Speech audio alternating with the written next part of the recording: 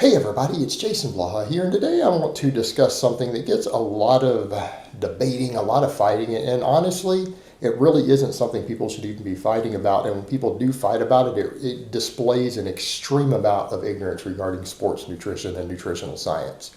And that's this whole fight over carbs versus fat when attempting to lose body fat. So let me put on my +5 out of weaponsmithing, work on scaling up my crafting a little bit, and let's talk about this. And what people need to understand, there's a different topic to be said when you are bulking. In other words, if you're a person who can eat limitless calories of any type, there is something to be said for carbs versus fat when you're eating very large amounts of calories. And I'm talking 500 plus calories over your maintenance every day.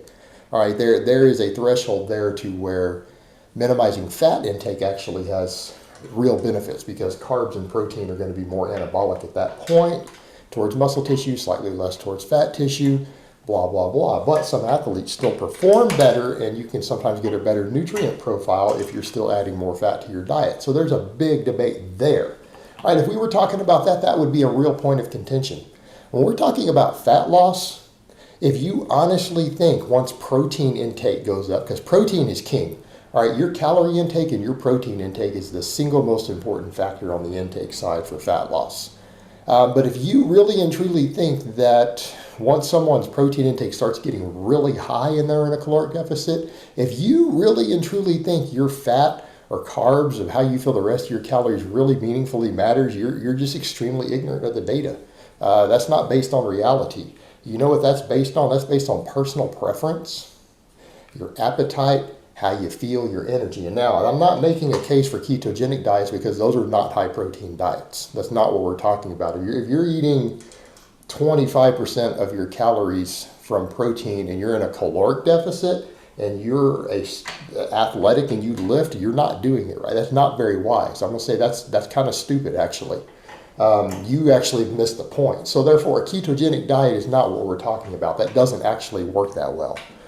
But what I'm saying is that the differences between fat versus carbs is just a fuel source for your body to run on to keep your deficit from getting too low.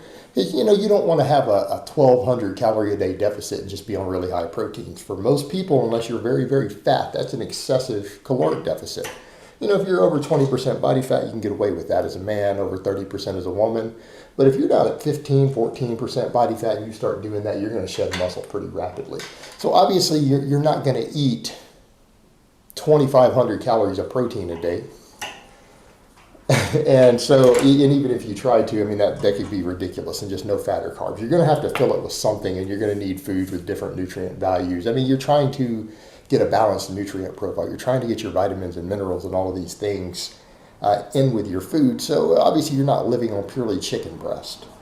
But the point is, how you fill these other calories doesn't really meaningfully impact body composition or performance as long as protein is sufficient. And here's what some of it comes down to: just personal preferences, individual performance, and appetite. And what I mean is, you can go pretty low fat, and as long as you're getting enough of your essential fats and everything, you'll be okay for a while, even in a caloric deficit. And you could just fill those remaining calories with carbs. Like, let's say you have 1,500 or 1,200 or 1,000 non-protein calories to work with. You probably, for most people, you would be fine filling it with potatoes, for example. That's a perfect food there in regards to nutrient profile. Almost no one has inflammation problems with potatoes. It's pretty much a starchy carb. It's a pure glucose-based tuber. High in vitamin C, has vitamin K, all this other stuff. All right, so let's say you chose potatoes. You'd probably be okay for a while in terms of your fat intake and everything. That'd be perfectly fine. White potato, hell, sweet potato, it doesn't matter. Or you could choose to fill it with peanut butter. I'm just giving examples, which would be almost entirely fat. If your protein intake is sufficient, you're not going to see any difference in the body composition between the two. You're just not. And the reason for that is that ultimately, when it comes down to sparing muscle tissue, it comes to fueling training performance. People who aren't doing excessive amounts of training volume, now if you are, then you're going to just need to keep upping calories anyways. But most people when they're in a fat loss phase, we're probably not spending 3 hours lifting weights a day. We're just not. And if you are, you're probably using some serious drugs in order to not burn yourself out and overtrain and have all sorts of problems from that, which is a different ballgame anyways. So our training volumes usually aren't excessively high in terms of our higher intensity stuff. Now your lower intensity stuff you might be doing a lot of low intensity cardio to help burn calories, but your high intensity activity, you're not burning enormous amounts of glycogen. Right? You're not burning through all this glucose that you would be maybe if you were in a very, very, very high volume training phase with a large amount of calories. So you can actually feel most of that on protein. So in other words, if you were only eating 50 grams of actual carbs a day, but you were eating 300, 400 grams of protein, you probably are getting enough glucose from the protein through gluconeogenesis that you're going to be able to fuel your training. All right, you're going to be fine. So it's the carbs do not become quite as important. And as far as storing dietary fat, you're not storing dietary fat in a caloric surplus or deficit like that, so it doesn't really matter. I mean, realistically, as long as you're eating whole foods and your satiety is good, you're going to be fine. You know what it comes down to? Personal preference. Some people feel a little full with the rest of their food coming from fat. Some people feel better with it coming from carbs.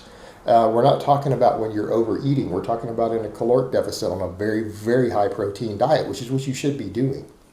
And this is why I tell people tracking macros the way that they do doesn't matter. There are no perfect macros. There's probably close to a perfect protein intake.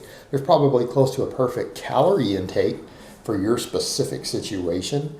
But the rest of it's really wiggle room and personal preference. And some people feel like they do a little better. I know athletes who feel that if they feel more of those remaining calories with fat, even with healthier fats, they actually seem to have less inflammation.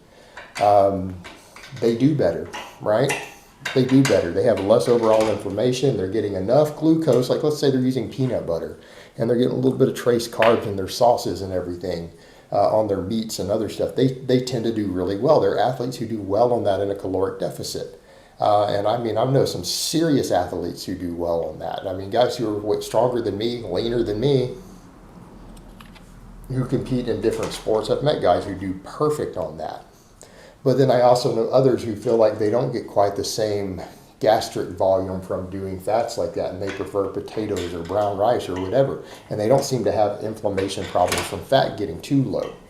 And maybe some of the fat-soluble vitamins and things not being there. And so those people tend to do better on a little more carbs, filling it with that. But you know what? That's just personal appetite, personal energy, personal body feeling. That's a very individual thing. But you know what they all have in common if they get it right? The protein's high and they're in a caloric deficit. All right, that's your key. And anyone really arguing about the nuances of how you fill the rest of your calories is ridiculous. It absolutely is ridiculous in a fat loss phase. It might matter a little bit to the individual, and it might matter a little bit if you're trying to seek a world level competitiveness. If you're a serious competitor in your sport at the elite level, you might see a little bit of difference in the fine tuning on that. But for 99% of lifters, even competitors in different endeavors, you're not going to see much difference. And that includes even people who are worried about their physique, because at the end of the day, even when you're cutting, you're not looking your best every day anyways. You go through a peaking phase anyways for whatever event you're doing, which does require manipulation of some of these things. So at the end of the day, I think people really, really argue over this stuff for no real reason. It really doesn't matter. It's not going to have a meaningful difference, and you might be convinced that it does, but I can assure you it's all in your head. That you have some sort of tracking issue or adherence issue if you really think it matters. It really doesn't. The data is pretty solid on it. We have plenty of examples of anecdote with elite level athletes and different fields looking at it.